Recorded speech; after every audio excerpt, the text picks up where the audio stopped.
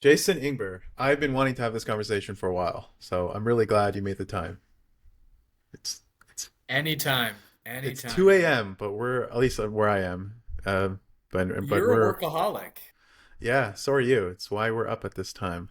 Thank God. Um, yeah, every time I I would talk with you, I'm always scared where the conversation is going to go. So this is really exciting. You should be scared. I'm gonna ask you about all of your most intimate fears, and we're gonna get into that. I'm You looking. were gonna introduce me off of some like beautiful, polished ChatGPT AI slop that makes me sound way better than I am. I'll introduce myself. My name is Jason M. Ingber. The M doesn't stand for anything. It's a allusion to my Hebrew name, which is Meir, Yitzchak Meir. But Jason M. Ingber, my mom gave me that name without talking to my dad because she thought that would sound good or look good on a business card and wanted me to be a doctor or a lawyer. And so I'm out here just living and fulfilling my mother's dreams. So maybe the M stands for mom. Maybe I need therapy. But I went to UCLA Law. I was raised Orthodox Jewish, went to yeshiva, even got my undergrad degree from a yeshiva institution, got a full ride scholarship to UCLA School of Law here in sunny California. Most beautiful campus in the world, undeniable. Whenever there's a scene like Californication, the Mindy Project, whatever, they're going to a school, they're exporting the idea of school out of UCLA. So they were always filming on campus. It was really fun, really beautiful time in my life. It was the first time I was in a co-ed environment. I was always with all boys, which is not as fun. And in law school, I lived in Vienna. I worked and studied in Vienna for 6 months, did a semester abroad. Then I worked at corporate firms before starting my own firm. Mostly, I defended banks and auto manufacturers, and now I sue banks and auto manufacturers for the little guy. And I am loving life, and I want to know about your life, Mikey. How do you know so much I about love your energy, SEO? man, and thank you for saving me the cookie cutter intro. That was way better. That was way No, way I don't know better. about that, but the reality is, I turned to you through a friend. Shout out Shauna Stoll, a lovely sunshine out of Los Yes, that's Angeles. right. I forgot. Of course, She's happy birthday. amazing. Shout out to Shayna Stahl.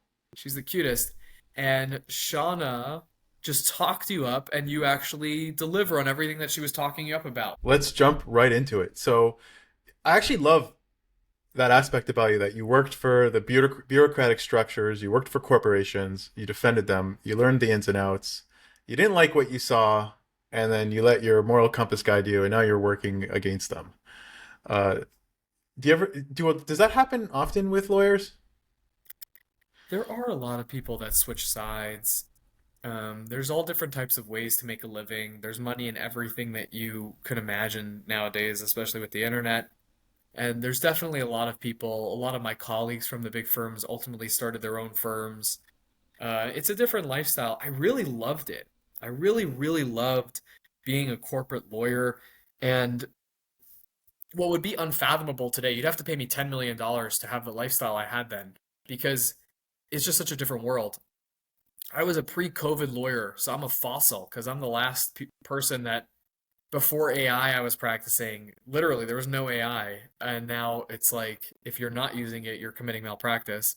But I was Right. at my desk every day at 8:30 in the morning with a full suit and tie. I worked most Sundays, and it was like Suits. There was no Meghan Markle princess walking around, but there were a lot of beautiful people, a lot of really competent, young, talented attorneys that I would work with, and we were able to go to fun happy hours. And then COVID hit, and I was doing all of my billable hours at my kitchen table, and it was a lot less fun. And while I was in the defense side, probably about 95% of the claims that I saw were really BS. They were really just people trying to take advantage of the system. But there were about 5% of the claims that I really lost sleep over, where people were just getting railroaded by the system. I represented banks, like I said, so I remember there was one widow and her husband had like taken on more debt. She didn't even know what was going on. She was like an elderly person, and I kicked her out of her own house. I did that. And like I'm getting into attaboys and the good jobs from my superiors because like I wrote this amazing motion to convince the court that she owes the money and she's got to get the hell out of her house. Not like eviction, it was just the mortgage note, but ultimately that would lead to her eviction if she's proved to be in default. and I really lost sleep over that. And I'm no Jesus. He was cool. But those kinds of things after a while, they really take the wind out of your sails. And now that I represent people against corporations, I get to really go with gusto with every case that I have. Um, and yeah, you You're really so see much happier because you feel like you're actually helping people. I'm happier because I'm helping people. My grandmother, who survived the Holocaust, told me to start my own firm from like day one, and Hmm. I'm finally doing that. And building for yourself and building a company is a really rewarding process. I started just me, and now I have an associate, a paralegal, a bunch of people overseas, and I'm trying to hire more people. The reason I was slightly late to this podcast, I was just whining and dining this friend of mine. He was in the IDF, and we were neighbors before I moved to where I'm doing the podcast right now. He went to law school, and I've helped him a little bit getting navigating that landscape, and now I'm trying to court him to join my firm because I really trust him, and that's worth a lot to me. And onwards and upwards. Yeah. We have one really big case that's worth mentioning. Toyota sold a hydrogen powered car. So not gas or electric, but hydrogen. It's the most abundant element on the planet. And they marketed this car as it was good for the environment and you're going to be able to easily find fuel. Turns out that the way that they make the hydrogen is actually worse for the environment than gas or electric, and there's no fuel that can be found for people on a regular basis. So we represent about 1,000 people that are suing Toyota and Hyundai for producing this fraudulent car, How and many that's big cars like this business. did they produce? I'm sorry. How many hydrogen based cars did they produce? In total, about 10,000. So it's a really small margin. I mean, these companies sell 275,000 cars a year in California. I've been litigating this one case for 3 years. So since I started litigating with them, they've sold like millions of cars in Hmm. California alone. So this is pocket change, and this is one of those rare instances of corporate malice where Ford had this in the 70s. They created a car where they put the gas tank by the engine a little too close, and they Hmm. knew it would blow up and kill people. And they, instead of recalling it, they're just like, even if we get sued for wrongful death, 10 times a year, we're still It'll making more offset the money. cost of recalling would be way There more you go. So expensive. Yeah. that's what we're Yeah. in now. Thankfully, no one's dying. If people were dying, I wouldn't have gotten the case. It would have went to the bigger boys. This is Right. kind of this weird area because the cars work, but they just can't fuel it. There were other misrepresentations, but that's really what it boils down to. So it's because it's in this gray area that I was able to really go all out. The guy that Hmm. actually I was courting, whining and dining with the firm. So I had one woman in this case. Her name was Callie Williams. Love Callie. She lives in Pittsburgh, California. Didn't even know there was a Pittsburgh, California. She calls me up, and it was February of 2023, and she's like, "Jason, his car is cooking my ass." And I'm like, "What?" Because the heat seater in the first generation of these cars, they turn on and then they don't turn off.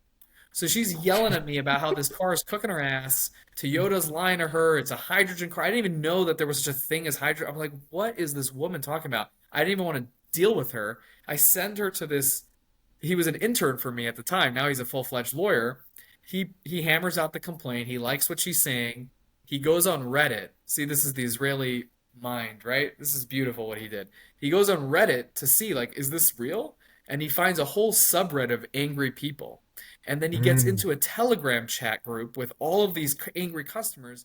Got me 100 clients in one day, Wow, and that's then we crazy. built it from there. So shout out to Ben Miles. Really owe Ben From the Miles a from the lot depths too. of Reddit, didn't know prosperity could be found there. That's amazing.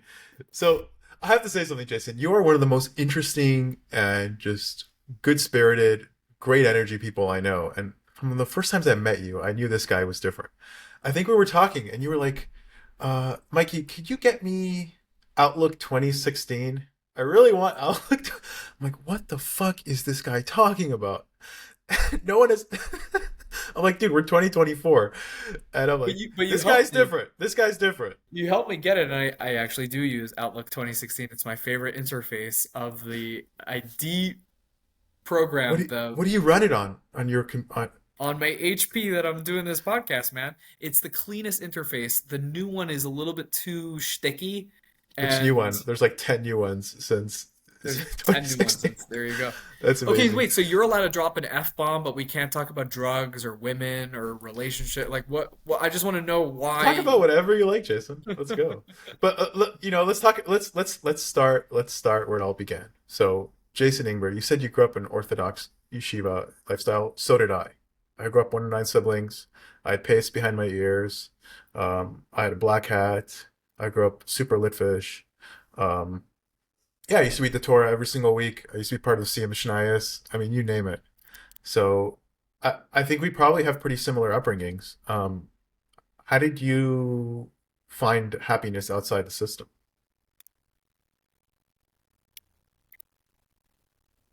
There's this show on Netflix called Unorthodox? Unorthodox. Yeah. Oh, you we said it at the same time, Jinx. I owe you a cup of coffee. Yeah. Deborah Feldman. The book is better than the show. The show went off the rails from the book, and the book, with the depth of the background that you and I have, you can tell she's taking certain liberties with what she went through,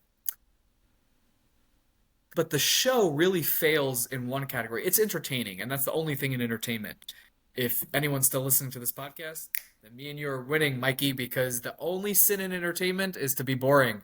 You can do whatever the hell you want as long as you're not boring. So it wasn't a boring show. So it was a great show, but when it was depicting the ultra Orthodox Hasidic community, it's depicting completely joyless experiences. And so fundamentally, your premise of the question of like, how did you find happiness outside of the system?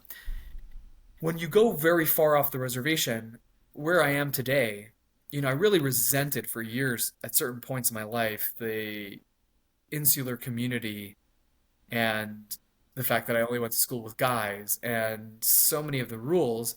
But now that I'm really far out of it, you kind of realize, man, I had a good thing happen to me because the Yeah, I agree. values that you learn and how to orient yourself around community and seeing it, and they actually, this community actually lives it and breathes it.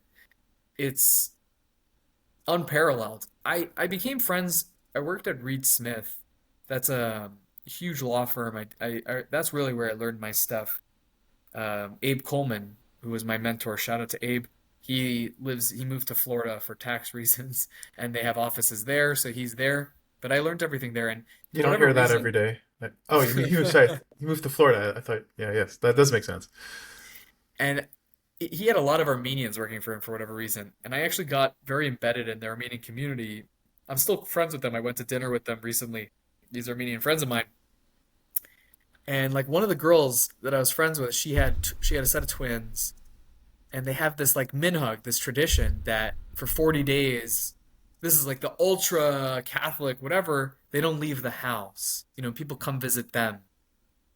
And there were certain things that I looked around and I'm like, oh, we're not all that different.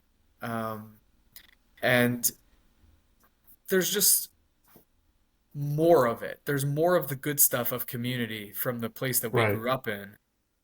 And you just realize it as you get out there in the world and how vast and how lost people are, and including How myself frum at did you times. grow up? I mean, first of all, I agree with you. It's a double-edged sword. It really is. But like, were you black hat or were you modern Orthodox? I had payas behind my ears until I was in seventh grade.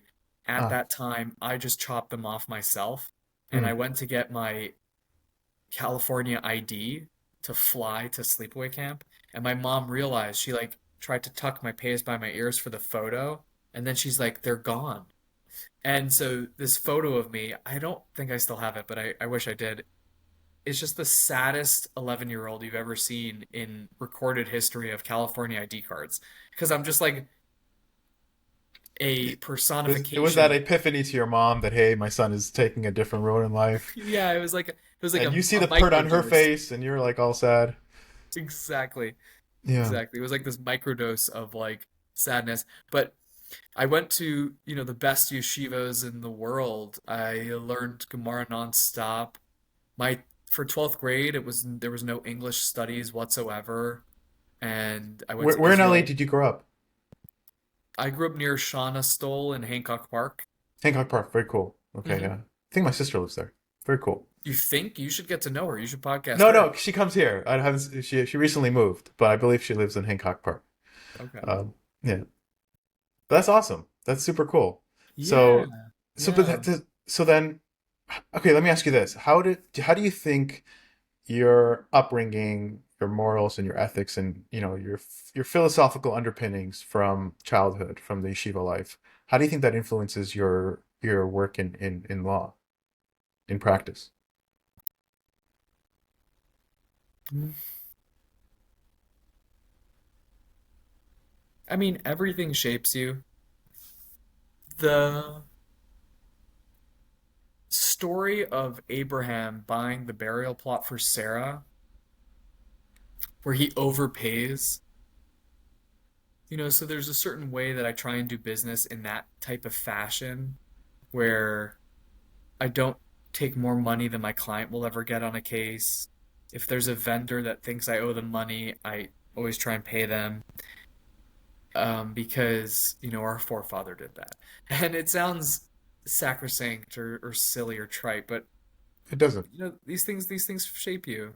Right. The ethics of just doing good business. And I don't know. I think that I was also blessed because I came from an upper middle class family, so I was never wanting for anything.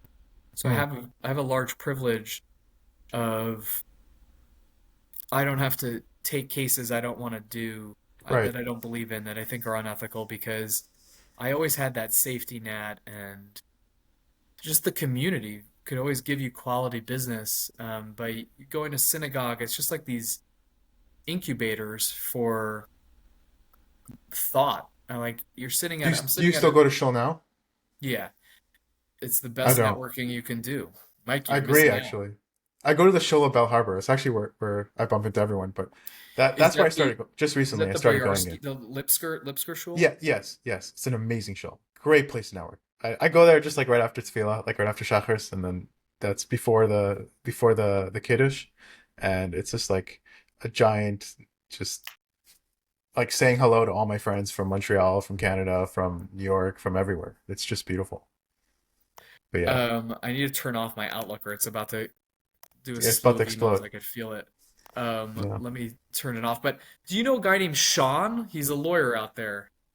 In Sean last name? Yes. What's his last name? Oh, I'm like, Sean last name? Exactly. Sean and I have DM'd a lot. He represented that football player, Sean Burstein. I have not No? met him. No. Okay, But okay. I just know do you he come down to dabbles in. Florida often? Do you come down here? Often enough. Often enough, yeah. Well, that's cool. You the same age as me? Are you in your 30s? Yeah, 35. You're 35. Yeah. When are me and you gonna finally like settle down with a girl? Is that on the horizon for either of us? I'm working on it. Yeah. I finished college pretty late. I've been so focused on my career. Um, it's been, it kind of got ahead of me. I really thought that I would have figured it out by now, which is kind of interesting. But, yeah, I'm working on it. How about you? Why do you think you're still single? You have immaculate energy, that's for sure. You're a Oh, good-looking guy. immaculate. You're successful. Like Jesus's mother. I'm getting very into Jesus these days. I He's think that Jewish. You should.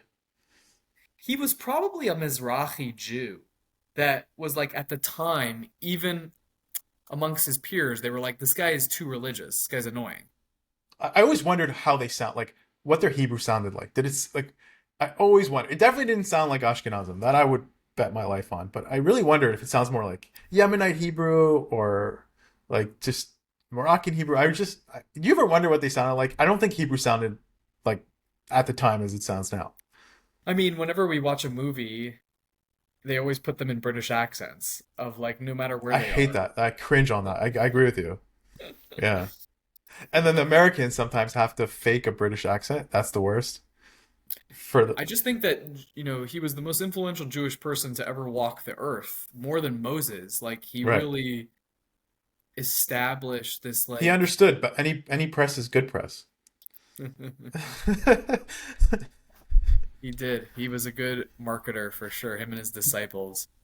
And there's just some beautiful stories from there. You know, when they're putting the prostitute on trial, and then they're like, we want to cast a stone. She was an adulteress because she was an adulteress, and Jesus says, okay, let the first person that is clean of sin themselves be the one to cast the stone.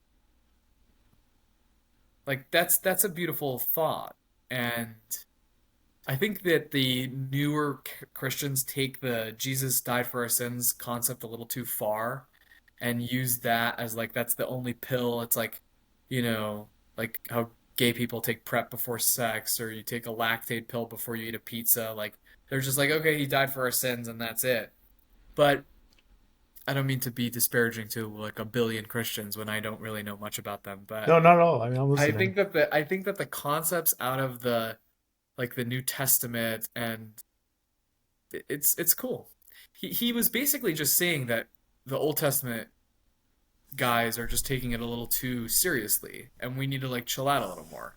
And essentially, Mikey, what Yeah, I I'm think saying being is Christian is a little less demanding than being Jewish. Am I wrong to assume that? by now it's diluted that much. But Michael, what I'm trying to get at is you're basically a Christian guy that goes to shul sometimes. Oh, sure thing. I'll take it. I mean, I love everyone. Christians are fine. I'm fine with Christians. No There problem. you go. Um, but yeah, I mean, and I do go to shul from time to time, and I started to appreciate it more. I used to hate doing it as a kid. I hated it. You asked why I And think I'm still single. I think that part of it is because, like you, I was trying to get my career in order. It's very expensive to have a family. A big part of it is just, man, I didn't feel worthy of that kind of relationship. And a big part of it also is just the pressure around dating someone can I ask because you a you wear question? what?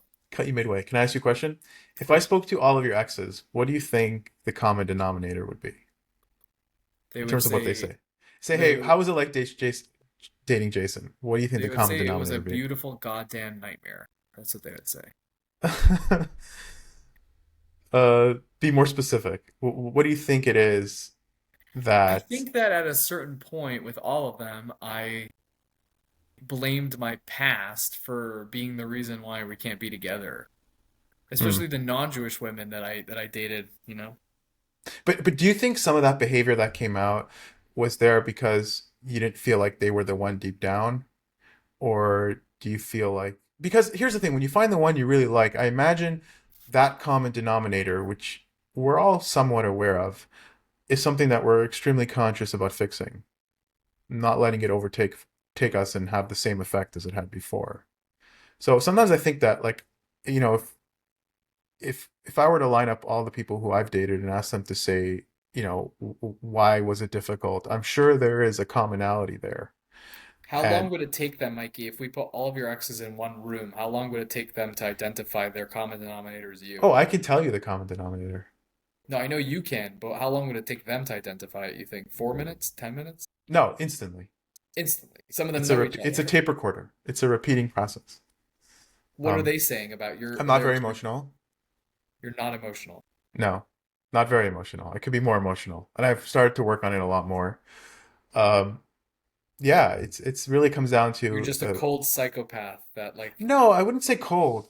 Um, you know, it's a little bit of a spectrum thing where I'm just like at a social level, it's off-putting because on a social level, I'm extremely social with people in many ways, and I'm really good at communicating.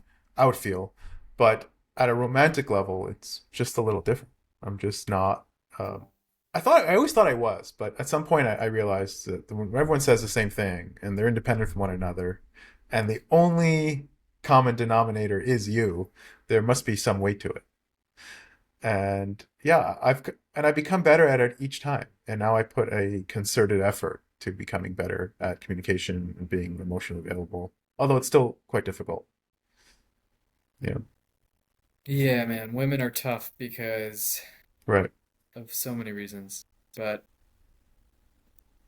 there's really just a collision of genders. Yeah, It's they just like are. yeah. Yeah, I mean it's like There's it, this There was this guy that got canceled in the sweep of Me Too stuff, Army Hammer. There's a film um, by Guy Ritchie, Man from Uncle. It's a reboot of an old English television series, and it's with Henry Cavill and Armie Hammer and a few other A-listers. It is one of the best action comedies you'll ever see. It's on Netflix. It's a fantastic film, and Armie Hammer is absolutely hilarious in it. He plays like a Russian guy, but he got Me Too'd, and one of the things that he said in like a podcast recently, he was talking about he did some pretty weird stuff. So I don't know. There P Diddy's case is going on right now, and between me and you, I don't think they have anything on him. Who, I think P he's a Diddy? yeah. They don't have anything on him. Hmm. They're the feds. The feds don't take cases that have zero. I mean, I'm friends with prosecutors. I know the system.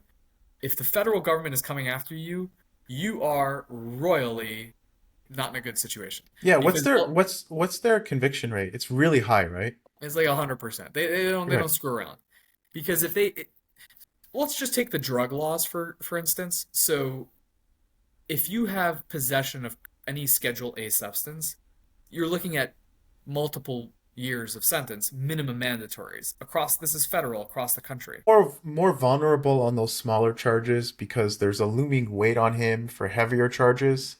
And it's like even though the the threshold is so much higher, do you feel like the fact that he's got heavier charges above him puts more weight on the jury to kind of see him in a negative light? I know that's a weird No, yeah, perspective. that's a great question. I don't practice enough criminal law to say with conviction the answer to that, but I would guess yes. And I don't know how they're going to get a jury because, I mean, if I was, I mean, P. Diddy's going to fight this for years. Right. And I if don't I know was enough him, about the case to be honest. I haven't been following it mhm, closely. Can I pull this in a slightly different direction because have a question on my mind that I'm dying to ask you. sure. So I'm first going to preface with another question, Mhm. and it's a very simple question. Do you believe in determinism or free will? Do you believe that we have the ability to make decisions, or do you believe that everything we experience is just a mix of our genetics and our environment? It certainly feels like I have free will. It would be a more meaningful experience if I have free will. It doesn't comport with reality to have free will, Right. but are we going to solve this age-old question on this podcast? We are not. No, we are not. But I want to segue into my next point. So you're more of a deterministic guy. That pretty much it's your genes and your experience, and with it's all these chaotic and insane variables. But if you're able to plug them into a formula, you can precisely say you can precisely determine what you would do at any given point in time. That all being said, how do you view the judicial system?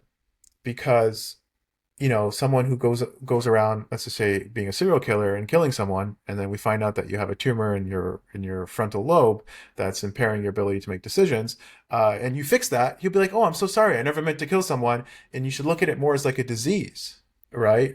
Rather than someone being a bad person, or it wasn't necessarily their decision. So this kind of, I know it's an age old question, but it does trickle down into some extent in how we run the judicial system, at least here in America, compared to some place like Switzerland, where the underlying motive for prison is purely rehabilitation, as opposed to, hey, this is your punishment for what you've done. Yeah. So you do believe a little bit of determinism, and that does go a little bit in the face of law. I mean, and to be hyperbolic here, if you believe in determinism, you can pick the worst person in your mind. You can pick Stalin, and if you had the same Or my English genetic make principal, Mrs. your English Friedman. principal, if you had the same genetic makeup as your English principal and the same life experiences, you would be her. There is nothing different about about about her decisions whatsoever. Sometimes I look in nature, go on a hike. You ever lock eyes with a deer, Mikey? No, I have never have no. It's on Dude, my to-do list though. it's a spiritual experience, man. And you look at this thing and you're like, that's me. You know, like I'll let you know uh, when I do it. it's just an Alan Watts. He is so worthwhile. Go on YouTube. They've recorded every possible lecture from this guy. He's lyrical. You only need to listen to a few hours of him and you'll get everything he's ever saying. But he has this beautiful phraseology of how like an apple tree apples, the universe peoples. And we're all just like, little extensions of God's hand. And, you know, you're me in Florida living that life, and I'm you living here. And Right. Do you believe in God? I know that's a very loaded question. Philosophically and intellectually, not practically, not how you live your life on a day-to-day basis. I'm saying like oh, I just put tefillin purely. on every day. Um, It's a very okay. The reason why I ask that is this is if you are deterministic, it's really hard to reconcile God because no real decision is of your choice. You're just you're like well, the way that the theologians get around that with word salad is they say God imbued the sense of free will, and even though he knows because he's above time, you still right. have the parallel realities to choose from. I spent, It is a word salad yeah, I spent years of my life grappling with these things, and you get to a place of wisdom and maturity to understand that that you don't understand anything. It's a you don't fucking understand waste of time anything. thinking about it. It doesn't even matter. I was It doesn't even interviewed. matter. I agree with It you. doesn't matter. On my podcast, I interviewed this guy. It did numbers on TikTok and Instagram. I'm talking like millions, right? It's the one thing that I have that went like mega viral, right? It's this clip of this guy, Mike Kibler. Shout out Mike Kibler. He was a fifth year associate at Skadden Arps, which is like the most white shoe law firm in the world. And his litigation that he was working on was the World Trade Center litigation. Essentially, the fight was, is it one occurrence and therefore Larry Silverstein only gets $7 billion, or is it two occurrences and because it's two planes going down? So is it two occurrences and then Larry Silverstein gets paid twice on this crazy insurance policy and cashes out billions more, right? And he's fighting this. That's his career case when he's young. This was his big thing. One of the things that he said, and this is the thing that went viral, the Port Authority of New York owned the plaza of the World Trade Center until 1999. In 1999, they took it to private markets and they said, okay, we're going to offload this asset and sell it.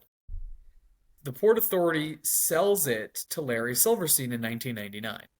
The Right. deal doesn't close until August of 2001 because who is going to insure these buildings? No one insurance company wanted to take on such risk.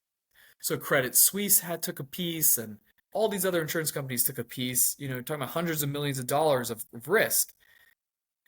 The last addendum, the thing that prevented it from closing until it finally did, the last addendum, and the whole crux of the litigation of 9/11 was terrorism addendum. Okay, so there was a terrorism addendum that some insurance companies signed, some didn't, some signed an old version, a new version of, because it was a terrorism act of terrorism, and some of the insurance companies didn't sign the waiver of the. So maybe it wasn't. I wasn't there. Maybe it all happened the way the government told me that it happened. But there was so much trauma. You talk about trauma. Like as an American, I was 9 years old. I remember it clear as day. You remember where you were. You remember what happened. You remember seeing it on TV. The whole nation stood still. And to even think, wow, there's a real possibility here that there's some fuckery afoot, which is a line from another Guy Ritchie film that I love. The Gentleman. Go check it out. The Gentleman was so good that they made a TV show based on a movie, which I think they should do more often. But the girl, the leading lady, she goes, "There's fuckery afoot. It's such a good line.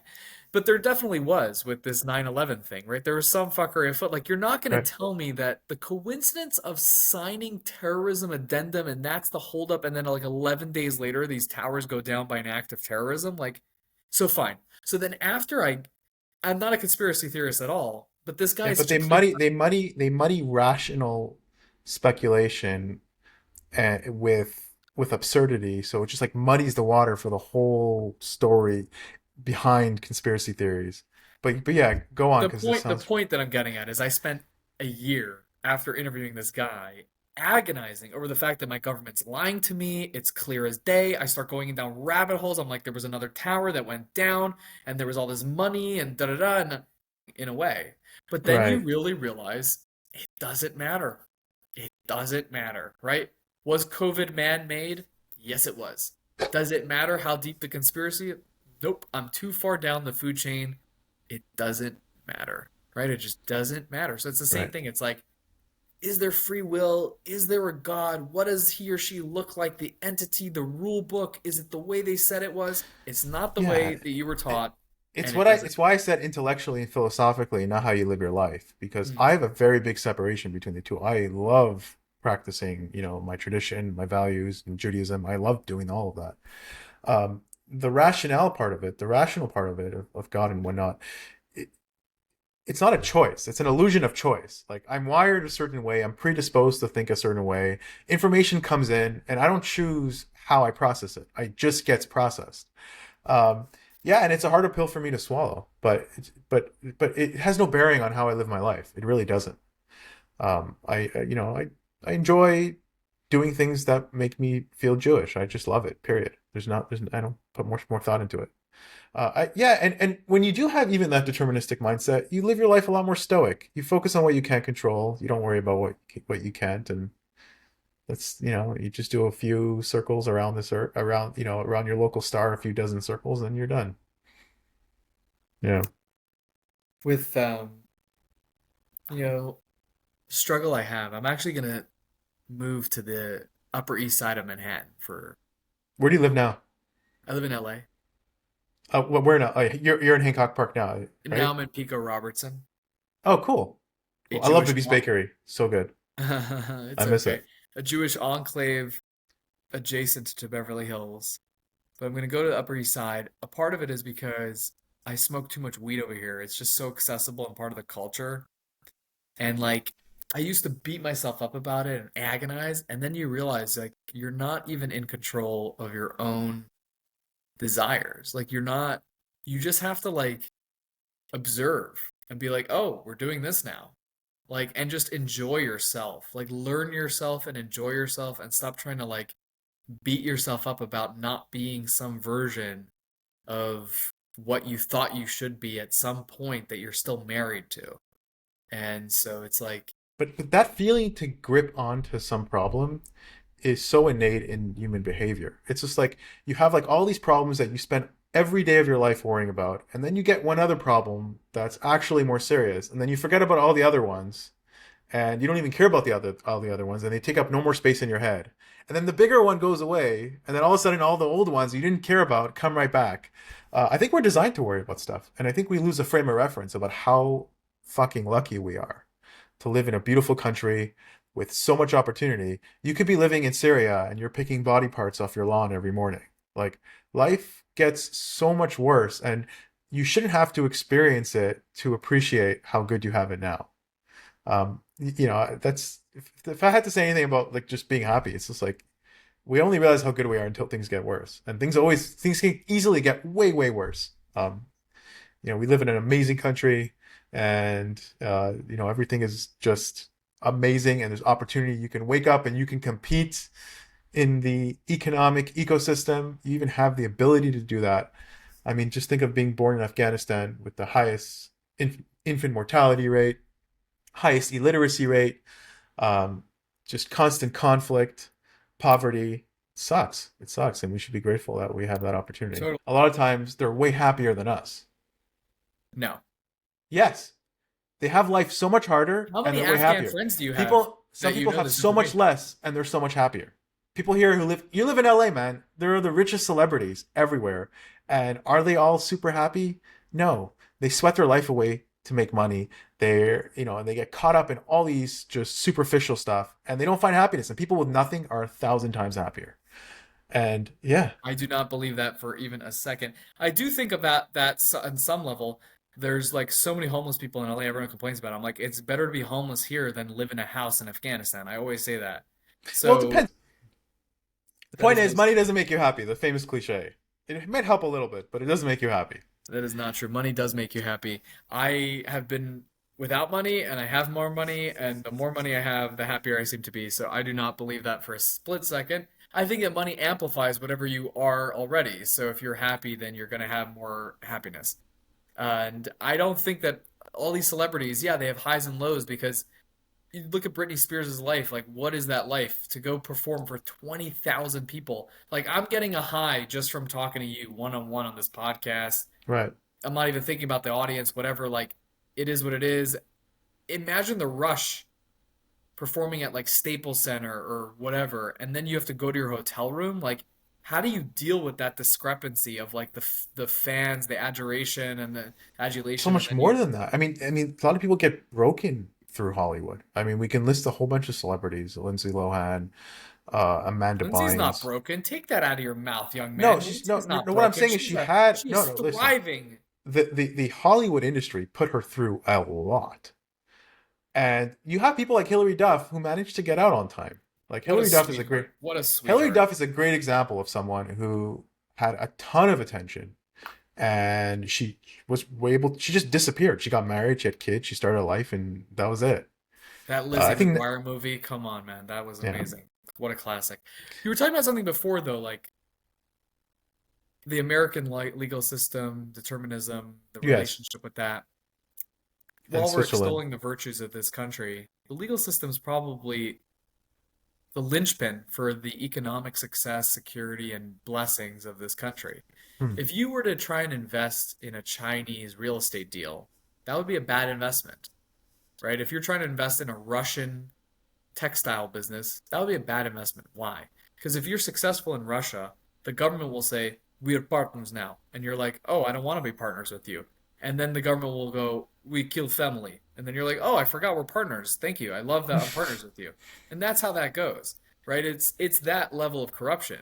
If Yeah, someone in the Chinese and Russians invest here, because if someone screws you over here, you can go to the court and you can be right, like, hey, that guy messed me over. And anyone has a voice. Literally, anyone has a voice. They can right. go to court and get their problem heard by a judge. And those kinds of things give the security, right? And the judge and jury, they're backed by the sheriff. You win a judgment against, if you are, let's say, someone's in litigation with a vendor that owes them money and ultimately they don't want to settle in a mediation and they have to go all the way and get a jury or a judge to say, no, you owe $50,000 to this person and they still don't pay, you get to have the sheriff with their gun go take their stuff and give it to you. That's it. But we need to live in a society where people are responsible for their actions, or it would just be chaos. Right. We're doing the Right. best we can. But what I'm trying to say is my philosophical perspective has no implication on actually how it gets run. It's just a thought experiment to determine, hey, like, why do we put people in courts? If you're in zero control of your decisions, nothing should be seen as a punishment. I don't believe that I'm in. Like, if I tell you right now to pick a color, you're gonna think you're in charge because you can be like I'm red, gonna no pick green. blue because of your neon blue sticks in the background of Right. this podcast. Right. But you didn't control those thoughts that fired in your brain to make that last decision and pick blue. Like you don't control the thoughts that decide to tell your brain, "Hey, let me pick the color in the background." You could have easily thought of your grandmother's shirt. Why didn't you think of the color of your grandmother's shirt? Right? Hmm, You're not in control of those underlying neurons that fire. That's genetic makeup. It's your experience and it's your genetic makeup. That's the famous age-old argument. But yeah. totally. Anyways, we plan to talk for 20 minutes. We're inching towards an hour. So it Yeah, is go to sleep. 2:55 Yeah, a.m. go to sleep. Go to Thank sleep. you so much. This was amazing. We didn't even get Jason, into a lot of the things I wanted to talk about. I wanted to there's always around extract two. We'll do a round two. I wanted to extract from you like SEO principles and IMDb stuff and your Oh, that's the history in boring that stuff. world and whatever. But thank you for everything you do. Thank you for all your Jason, work in the world. You're an amazing thank you person. for your wisdom. It was a pleasure talking to you, brother. Till next time. Until next time.